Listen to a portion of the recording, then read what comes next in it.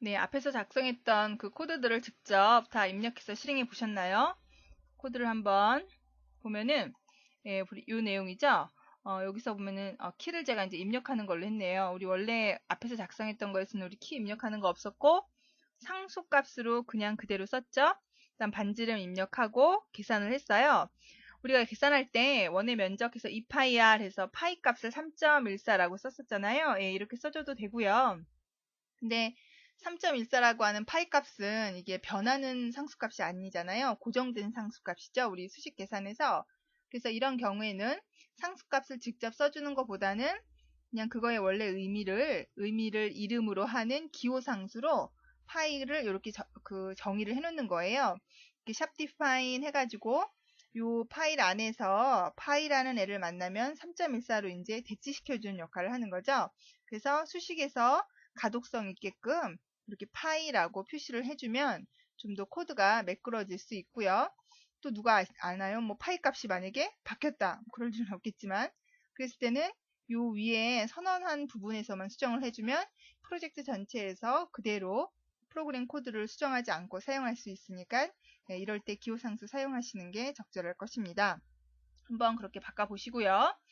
그 다음 문제를 한번 풀어보겠습니다. 은행에서 임의 금액을 1년 단위로 대출을 받았을 때 개월별 납입 금액을 계산을 해서 출력을 하려고 합니다. 1년 단위로 이제 딱 고정을 시켜놨어요.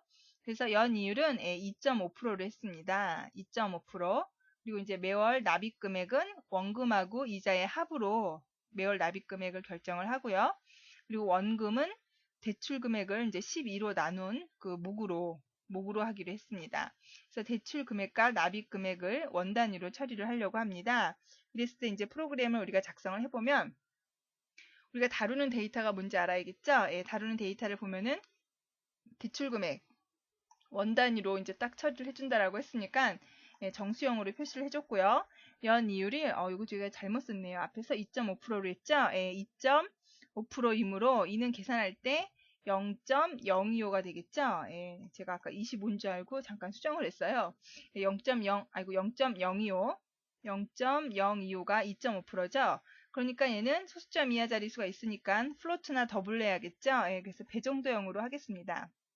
그리고 월 이율은 연 이율을 이제 12로 나누어야 되는 거잖아요. 그러니까 연 이율이 배정도형이니까 그것을 12로 나눈 거니까 당연히 이것도 배정도형이 되겠죠. 그 다음에 월 납입 금액은 원 단위로 계산을 하자라고 했어요. 그래서 이제 정수형으로 딱 정해놨습니다. 그러면 작업 순서가 어떻게 이루어져야 하는가? 먼저 필요한 변수, 이러한 변수를 저장할 변수들을 다 선언을 해줘야겠죠? 그리고 대출 금액을 입력을 받고 월별 이자율을 계산을 해주고 월별 이자율은 연 이자율이 정해졌으니까 그거를 12로 나누어서 계산을 해주면 되는 거고요. 그 다음에 이제 월 납입 금액을 계산을 해줘야겠죠? 대출 기간이 12니까 이제 대출액을 12로 나누고 거기에다 이제 이자를 계산하기로 했어요. 이자를 합해가지고 월 납입액으로 처리를 해주고 그 다음에 월별 납입 금액을 이제 출력을 해주면 되겠지요. 그래서 우리 그 작업 순서대로 한번 프로그램 코드를 옮겨 적으면은 필요한 변수, 우리 변수로 이제 내가 대출금, 여기 보면 이제 대출금액, 연이율, 월이율, 월 납입금액이라고 했었잖아요. 그래서 순서대로 이렇게 변수를 선언을 해줬습니다. 그리고 연이율은 우리 0.025로 했으니까 아예 초기화를 시켜줬고요. 그 다음에 이제 월 이율은 계산을 해줘야겠죠. 그 다음에 이제 대출금액을 입력받는 내용은 이렇게 화면에 대출금액 입력이라고 메시지 뿌려주고 입력받고 그 다음에 월별 이자율을 계산을 하려고 합니다. 그러면 이거 나누기 12 하기로 했죠?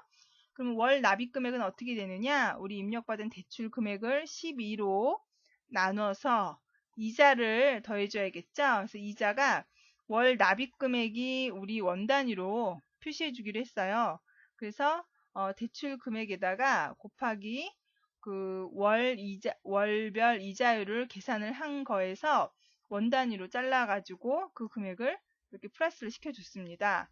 그래서 한 달에 얼마를 이제 납입을 해야 되는가 요 금액을 계산을 해주고 그리고 이제 얘를 몇 번째 납입 몇 번째 달에 얼마를 납입해야 되는가, 그거를 이렇게 순서대로 정했습니다. 물론 이제 은행에서 좀 더 정확하게 뭐 계산을 하려면은 수식은 당연히 더 복잡하실 텐데, 요거는 우리 자료형 연습하려고 한번 이렇게 만들어 봤습니다.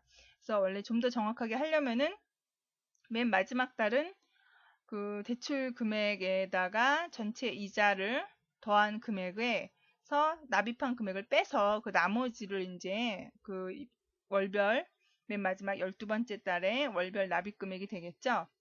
그래서 여러분이 각각 그 문제에 따른 자료형, 그리고 어떤 순서로 작업을 해야 되는가, 이런 걸 구별할 줄 아셔야 합니다. 그래서 직접 프로그램 코드로 옮겨 보시고 역시 실습 코드로 입력해서 실행해 보시기 바랍니다. 그 다음에 이제 우리가 한 것이 조건문, 조건문 if 배웠었죠. if는 주어진 조건이 참이면 수행하려고 하는 내용, 또는 참과 거짓으로 구별해주거나, 아니면 어떤 조건이 이 조건이 맞지 않으면 또 다른 조건 이렇게 일일이 다 하나씩 나열하는 형태가 있었지요. 그래서 이러한 if, else if 이렇게 쓰여지는 형식을 조건의 결과가 상수값으로 떨어졌을 때를 확인하는 우리 스위치 케이스문이 있었어요. 그래서 이렇게 수식이 주어지면은 이 수식의 값이 상수값으로 떨어졌을 때 해당 상수값에 해당하는 내용을 실행을 하게끔 해주는 거였죠. 주어진 상수의 결과값이 없어. 그러면 디폴트에 있는 내용을 우리 수행하게끔 해줬습니다. 그래서 if문이나 스위치 케이스, 어떤 주어진 조건을 가지고 내가 실행하려고 하는 내용을 이렇게 선별할 수 있게끔 해주는 거였죠. 그다음 반복문은 이제 동일한 내용을 여러 번 말 그대로 반복시켜 주는 거였죠. 내가 뭐 100번 해야 돼. 그러면 그 100번을 다 적는 것이 아니고 100번 반복할 내용을 하나 써주고 얘를 100번 반복하라고 해주면 되는 거였죠. 그래서 우리 반복문 4 해서 초기화, 조건문, 증가문이 아예 이 반복문 안에 이렇게 포함된 형태였고, while은 조건문이 있어서 반복할 내용 안에다가 말 그대로 증감이 포함이 되어야 하는 거였죠. 그래서 항상 조건이 참일 때 실행하고 조건이 참일 때 실행을 해주는 거였어요. 그 다음 do while은 적어도 한 번은 실행하고 나서 조건을 물어봐서 그 조건이 참이면 실행해 주는 거였죠. 그렇죠? 뭐 어떤 것을 사용하든지 적절하게 여러분이 써주시면 됩니다. 그 문장의 형식에 맞게끔. 그래서 이러한 반복문을 이용해서 한번 실습을 해보려고 하는데요. 성적 처리 프로그램을 한번 작성해 보려고 합니다. 처리 대상 과목이 국어, 음악, 영어 세 과목인데 한 반 학생의 과목 점수를 이제 입력을 받고 총점하고 평균을 계산을 하고, 그다음에 총점을 기준으로 등수를 매겨볼까 합니다. 그래서 등수를 매기고 그리고 등급도 매길 거예요. 그래서 등급은 총점이 270에서 300이면 A, 240에서 249 사이이면 B, 210에서 239 사이이면 C, 그 이하이면 D를 부여해달라라고 했어요. 근데 이걸 값을 다 직접 입력하시려면은 매번 그 테스트할 때마다 이게 좀 복잡해지겠죠? 파일을 같이 이제 배워가지고 파일에서 데이터를 직접 읽어드리면 좀 더 편하거든요. 그래서 이제 프로그램 코드에서 좀 더 이제 유두리 있게 하려고 제가 아마 여기에 있는 게 아니고요. 프로그램 코드를 봐야겠네요. 그 배열로 아예 값을 넣어줬던 기억이 납니다. 제가 저것이 아마 여기 있죠. 공호에 보면은 직접 과목 점수를 이렇게 다 입력을 했네요. 뭐 어떤 방식을 사용하시든지 여러분이 편하신 방법대로 하시면 되고요. 키보드로 직접 입력을 해줘도 되고, 저처럼 배열에다가 이제 값을 넣어주셔도 되고, 요 실습 문제에서는 이제 조건문하고 반복문만 정확하게 사용하실 줄 아는가, 그거를 확인하려고 한 겁니다. 그래서 이제 성적 처리 대상이 한 반 학생이 모두 포함이 되어야 되잖아요. 그래서 한 학생당 총점, 평균, 등급을 부여해서 이제 내용을 실행을 해야겠습니다. 그래서 만약에 학생이 10명이면 10번을 반복해야겠고, 30명이면 30번을 바로 요게 학생들의 점수, 총점, 평균, 그 다음에 등급 계산하는 것이 이렇게 반복을 해야 되잖아요. 그래서 학생이 몇 명이냐에 따라서 반복문이 필요하네요. 그리고 등급을 부여할 때는 우리 아까 총점이 요 사이이면 이라고 판단했죠. 조건문 if나 스위치문을 써가지고 적절한 등급을 판단을 해줘야겠습니다. 그래서 여러분이 이렇게 딱 문제를 보고 이 문제의 어느 부분에 반복문이, 어느 부분에 조건문이 필요한가 식별할 줄 알아야 합니다. 그래서 그 다음 나오는 것 중 하나가 이제 등수 매기기인데, 요거는 여러분이 등수를 어떻게 매기는가, 요거 이제 자료 구조 아마 이렇게 배우시면은 좀 더 쉬울 거예요. 우리가 문제를 푸는 하나의 방법, 알고리즘이에요. 등수를 매길 때는 이제 총점 다 계산된 그 총점을 기준으로 할 거예요. 그 총점이 다 계산된 상태에서 먼저 전체 학생의 등수를, 그러니까 전체 10명이면 10명 다, 한 명 한 명 다 1등으로 초기화를 시킵니다. 등수를 다 우선 1로 초기화를 시키는 거예요. 그리고 등수를 매기는 방법은 어떤 방법을 썼냐면, 첫 번째 학생의 총점을 두 번째 학생의 총점부터 마지막 학생의 총점까지 비교를 해요. 그럼 비교했을 때 이제 첫 번째 학생이 있었고 나머지 학생이 이렇게 쭉 있겠죠. 그러면 이 학생의 총점하고 그 다음 번째 두 번째 학생, 세 번째 학생, 네 번째 학생이 비교하는 거죠. 비교했을 때 내 총점이 얘보다 크면은 내가 더 높은 거죠. 그러니까 작은 애의 등수가 증가하는 거고, 내가 다른 애의 총점하고 비교했는데 내가 더 작았어. 그러면 내 등수가 증가하면 되겠죠. 그래서 전체 다 비교하고 나면은 나의 등수가 결정이 되는 거예요. 그래서 첫 번째 학생의 총점이 작을 경우 첫 번째 학생 등수의 1을 증가하고, 첫 번째 학생 총점이 클 경우에는 비교 대상 학생의 등수를 1 증가합니다. 그래서 마지막 번째 총점까지 다 비교를 하게 되면은 바로 첫 번째 학생의 등수가 완료되는 거예요. 그러면 이어서 이제 두 번째 학생의 총점이 기준이 돼서 두 번째 학생의 총점하고 세 번째 학생의 총점을 비교합니다. 그래서 역시 마찬가지로 마지막 번째까지 하고 두 번째 학생하고 다른 학생하고 비교했을 때 총점이 작은 학생의 등수에다가 플러스를 해주는 거예요. 그럼 당연히 반복문이 현재 첫 번째 학생부터 마지막 학생까지 기준이 되겠죠. 반복문 하나가 있고, 첫 번째 학생을 기준으로 했을 때는 두 번째 학생부터 마지막 학생까지 일일이 하나하나 비교하는 반복문이 있겠고, 또 두 번째 학생일 경우에는 세 번째 학생부터 마지막 학생까지 비교를 해줘야겠죠? 또 반복문이 필요한 거죠? 요 반복문 안에 요 반복문이 포함되는 것을 우리가 알 수 있죠? 기준이 돼서 두 번째 반복문의 시작값은 요 첫 번째 반복문의 제어 변수에 의해서 결정이 되겠네요. 이런 거는 자꾸 여러분이 문제를 푸시다 보면은 금세 이 반복문의 제어 변수의 초기값, 증가값, 그다음에 조건, 이런 것들이 빨리빨리 눈에 들어오게 됩니다.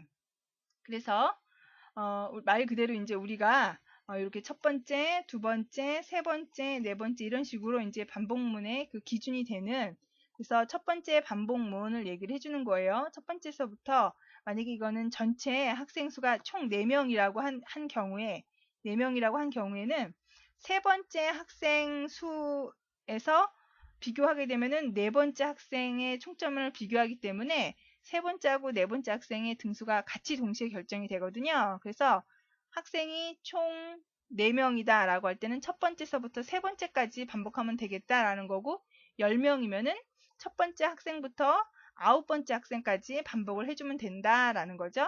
그리고 첫 번째 학생 등수를 기준으로는 첫 번째 학생하고 두 번째, 첫 번째 학생하고 세 번째, 첫 번째 학생하고 네 번째를 비교해 주는 거죠. 그 다음 두 번째 학생이 기준일 때는 두 번째 학생 총점하고 세 번째, 두 번째 학생 기준으로 다시 또 네 번째 이렇게 되는 거죠. 두 번째 반복문은 첫 번째 기준이 되는 애의 다음 위치서부터 하면 되는 거고, 마지막까지 반복을 해주면 되는 거죠. 그쵸? 그래서 스쿼라고 해서 제가 2차원 배열로 만들어 놨어요. 그래서 i번째 학생의 세 번째가 총점이 들어가 있는 열이에요. i번째 학생의 총점하고 j2번째 학생의 총점을 비교해서 j2번째 학생의 총점이 더 컸어. 그러면은 i번째 학생의 등수가 증가해야겠죠? 그래서 i번째의 네 번째 요 4가 등수가 들어가 있는 열이에요. 그래서 걔를 증가시켰고, 그렇지 않으면은 제2번째 학생이 더 작다란 얘기니까 이렇게 만들어줘야겠죠? 근데 여기서는 지금 동점인 경우에는 제가 따로 처리를 하지 않았어요. 원래 동점일 경우에는 둘 다 증가하면 안 되겠죠? 여기서는 근데 동점일 경우에 여기서 증가하게끔 해줬어요. 이건 여러분이 else if라고 하나 더 해주고 그 다음 나머지 else라고 해서 여기는 이제 else if 스코어 i의 3번째가 큰 경우에는 얘를 증가하고 그렇지 않으면은 아무것도 하지 않는 걸로 이렇게 하게 되면 동점 처리가 됩니다. 그래서 등수를 이렇게 매기는 알고리즘을 이제 적어봤습니다. 그럼 이걸 가지고 직접 프로그램을 작성하셔서 이제 실행을 해보시면 되겠죠. 프로그램 코드를 한번 직접 실행을 해보면 이게 이제 CH0705니까 제가 포함을 시키겠습니다. 그리고 그전 거는 제거를 하고 제가 뭘 수정을 했었나 보네요. 지금 스코어라고 해가지고요. 점수가 들어가는 배열을 잡아놨습니다. 그래서 그 배열에다 이렇게 초기값을 줬어요. 근데 제가 초기값을 줄 때 세 과목 앞에 점수 주고 요거는 총점이 들어갈 곳이고 그 다음 이거는 등수가 들어갈 곳이에요. 등수가 들어갈 곳. 지금 여기 그레이드는 제가 따로 안 줬나 보네요. 그쵸? 여기 등수가 들어갈 걸 이렇게 이제 0으로 초기화를 시켜놨습니다. 아이고. 그래서 다 만들어주고 그다음 평균이 들어가는 것은 평균은 소수점 이하 자릿수가 들어가니까 배정도 0으로 따로 만들어 놓고 0으로 초기화를 모두 다 시켰습니다. 그래서 모든 학생들의 총점을 계산했죠. 그리고 평균을 계산했죠. 그리고 등수가 들어가는 곳에 1로 초기화를 했어요. 얘가 우리 등수 초기화 시켜준 거예요. 처음에는 다 자기 자신을 1등으로 간주하고 프로그램이 돌아가는 거예요. 그 다음에 이제 여기서 등수를 매겼죠. 등수를 돌아가는 알고리즘. 이렇게 얘가 더 크면 여기다 넣어주고 그렇지 않으면 아까 얘기한 것처럼 동점인 경우를 해주려면 스코어의 i의 3이 더 커 누구보다 스코어의 j의 총점보다 그러면은 얘가 더 크니까 아이고 여기 맞죠? j2의 3 얘가 더 크니까 j2번째가 증가를 해줘야겠고 그렇지 않으면 아무것도 해주면 안 되겠죠? 네, 그쵸? 그 다음에 이제 이렇게 출력을 해보라고 했습니다. 출력할 때 이제 세 자리에 맞춰가지고 이렇게 출력을 하라고 했어요. 한번 결과를 볼까요? 실행 파일이 만들어졌는가 한번 확인해 보고요. 이게 화면이 작으니까 메시지가 됐네요. 컨트롤 F5 누르면 실행된 거 알 수 있죠. 그래서 등수가 1등 여기 나오고 있고요. 지금 우리 총점이 동일한 학생이 지금 없죠? 다 다르죠? 그래서 동점이, 여기 있네요. 184인 경우에 등수가 4등. 여기서 4등 이렇게 처리가 됐죠. 왜냐면 똑같으면 하지 말라고 했으니까, 그럼 이제 5등이었고 6등부터 있게 되는 거죠. 그쵸? 네, 그래서 계산된 결과 확인할 수 있었습니다. 여러분이 처음에 이제 프로그램 우리가 작성하다 보면은 이렇게 반복문 연달아서 중복해서 쓰는 거 이렇게 문제를 보고 한 번에 이렇게 딱 알아내기가 쉽지가 않거든요. 여러분이 자꾸 이런 문제를 풀어보셔야지만 유사한 문제가 나왔을 때 이럴 때 이렇게 중복해서 쓰는구나. 그리고 제어 변수를 어떻게 할당을 해야 되는구나. 그게 손쉽게 보입니다. 그러니까 자꾸 해보시기 바랍니다. 그 다음에 이제 네임스페이스, 우리 C++에서 제공해주는 개념 중에 하나였죠. 네임스페이스는 블록에 이름을 부여하는 거였어요. 그리고 이 블록이라고 하는 거 우리 이제 범위죠. 범위 내에 어떤 변수나 함수 같은 것을 선언하고 정의해서 써주는 거였어요. 그래서 우리 범위 연산자, 우리 스코프 연산자라고 해서 점점점점 이렇게 두 번 넣어주는 거였죠. 이렇게 스코프 연산자를 통해서 그 해당 범위 안에 있는 멤버 참조가 가능하게끔 했습니다. 그래서 A-range라고 하는 네임스페이스를 지금 정의한 거죠. 그래서 이 안에 스코어라고 하는 변수를 하나 만들어 놓고 테스트라고 하는 함수를 하나 만들어 놨어요. 그러면 이제 네임스페이스 요 A-range 바깥에서 스코어하고 테스트를 참조할 때는 A-range 범위 연산자 쓰면 요 스코어하고 테스트가 보였었죠. 그쵸? 근데 내가 매번 이렇게 범위 연산자를 가지고 표현하려고 하니까 불편하더라 라고 해서 우리가 뭘 썼냐면 using namespace 라고 썼죠. 내가 명시한 내용이 컴파일러가 인식하지 못할 경우에는 그러니까 정의되어 있지 않은 예약어가 아닌 경우에는 요 해당 범위 내에서 찾아봐라 라는 거예요. 그래서 이게 아마 여기 07에 있을 거예요. 네, 07에 있죠. 제가 07을 한번 포함을 시키겠습니다. 그리고 05는 제거를 해주고요. 여기 봤더니 이렇게 A range라고 해놨어요.